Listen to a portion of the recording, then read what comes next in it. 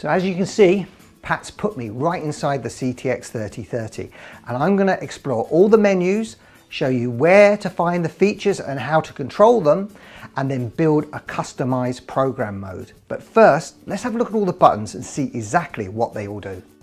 On the CTX 3030 there are 11 buttons on the keypad. There is also a finger trigger button at the top of the handle that operates the pinpoint and takes you out of the menu system.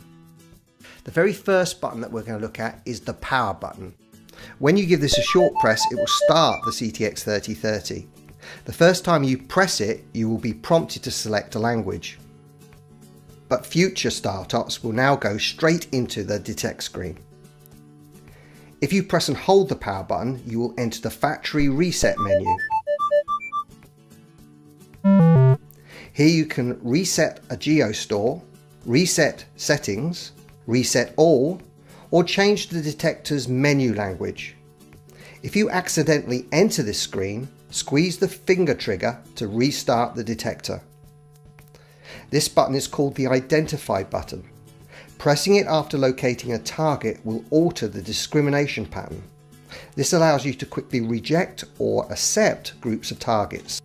If you press and hold this button, you enter the frame size menu, where you can change the area size controlled by this button. 1x1 is the smallest frame size, 5x5 the largest. This button is the detect button. A short press toggles between the two patterns of a program mode, or returns the CTX 3030 to the detect screen from any other menu. If you press and hold the detect button, you will enter the detect screen menu. Here you can switch on or off the target trace and target trace pinpoint features. The next button is the sensitivity button. When you press and hold this button, you enter the sensitivity menu. Here you can change the sensitivity type from auto to manual, the auto level and the manual level. Whichever of these you select before leaving the sensitivity menu will be the dedicated menu choice for future short presses. The button with the speaker icon is the audio button. When you press and hold this button, you enter the audio menu. Here you can change the volume gain, threshold level, volume limits and threshold pitch. Whichever of these you select before leaving the audio menu will be the menu choice for future short presses. Now let's have a look at the noise cancel button. The first time this button is given a short press, it will automatically find the quietest noise channel to operate in. If you press and hold this button, you will enter the noise cancel menu. Here's where you can switch between automatic and manual noise cancel. This button is the ground balance button. The first time you press this button, you will enter the ground balance menu. With the ground balance enabled, you can select Start GB to perform the first ground balance. All future ground balances can be performed now with a short press of this button. If you want to switch the ground balance off, press and hold the button, then deselect the feature from the menu. Now let's have a look at the button with the world icon, the map button. Giving it a short press enters the map screen, and further presses toggles between the different map resolutions. If you press and hold this button, you enter the map screen menu. Here you can clear a geotrail, turn on or off the View Geotrail feature, recenter the map, and activate the Show Names feature. Below the map button is the Store button. Giving this button a short press accesses the Find Point and Waypoint menu, where you can record find and waypoints. If you press and hold the Store button, you enter the Geo Hunt menu, where you can record, stop, or pause a geo hunt. This button on the right of the display is the User button. The first time you use this button with a short press, it will switch on and off the backlight feature. This button is fully customizable. If you press and hold this button, you will enter the User Function menu, where you can change the functions of this button. And finally, the Menu button. When you press this button, you enter the first layer of the menu structure. This has 4 categories: Modes, GeoStore, Display and Options. Once you press the menu, the 4 buttons around it become navigation buttons. Noise cancel is the up button, ground balance down, sensitivity left and audio right. The first of the menu categories is called Modes. Here you will find all the saved CTX 3030 program modes. The next menu category is called GeoStore. This is where all the find points, waypoints and geo hunts are stored. The third menu category is called Display. Here we can customize the detect and map screens by adding extra tools to their displays. The final category is the Option menu. Here we can control the wireless feature of the CTX 3030, enable its GPS capabilities and options, change the variables relating to your locality, and control the display backlight feature. So that's all the buttons and menus out of the way. Now I want to show you how easy it is to build a custom mode on the CTX 3030. Press menu and navigate to modes. Choose one of Minelab's factory preset modes. For this demo, I'm going to select coins.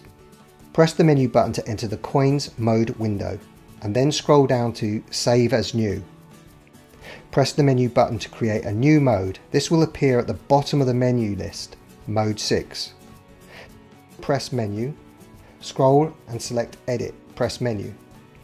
First I'm going to edit the patterns of this mode. Select pattern 1 and press menu. Press menu again and enter the edit window. So to start with, I want to clear the existing pattern. I scroll down and select accept all and press the menu button.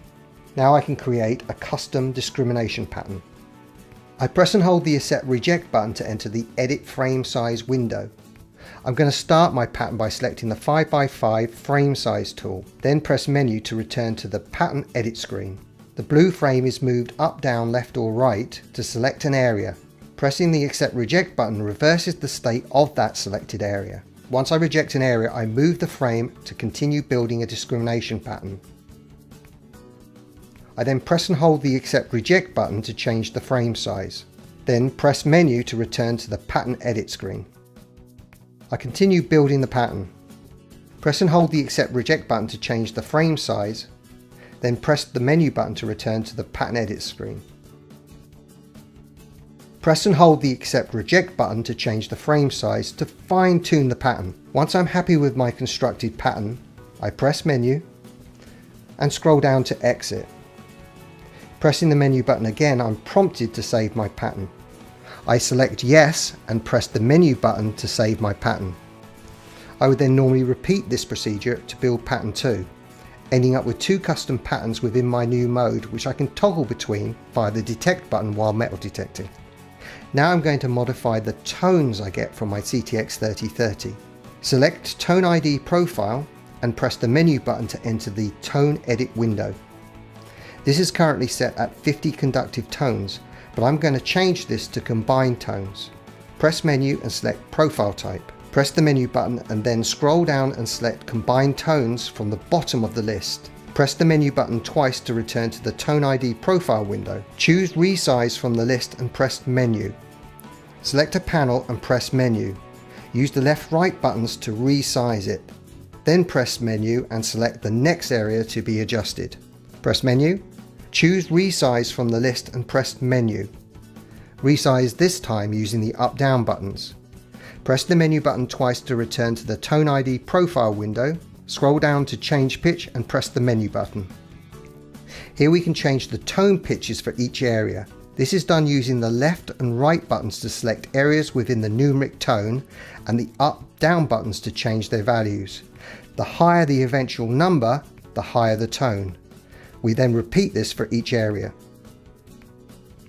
Now I'm happy with the tones of each area. I press the menu button and scroll down to exit.